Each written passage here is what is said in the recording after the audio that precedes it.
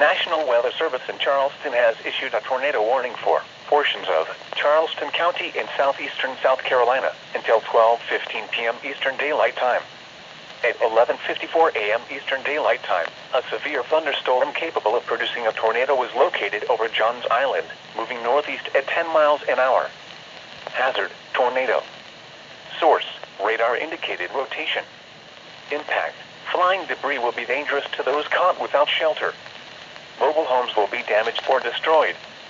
Damage to roofs, windows, and vehicles will occur. Tree damage is likely. Locations impacted include West Ashley, Johns Island, James Island, and Maybank Bridge. This warning includes Interstate 5, 26 between mile markers 11 and 12.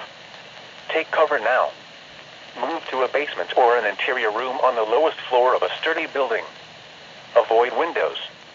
If you are outdoors, in a mobile home, or in a vehicle, move to the closest substantial shelter and protect yourself from flying debris. Heavy rainfall may hide this tornado. Do not wait to see or hear the tornado. Take cover now. Report damage directly to the Charleston National Weather Service at 1-888-383-2024 when it is safe to do so.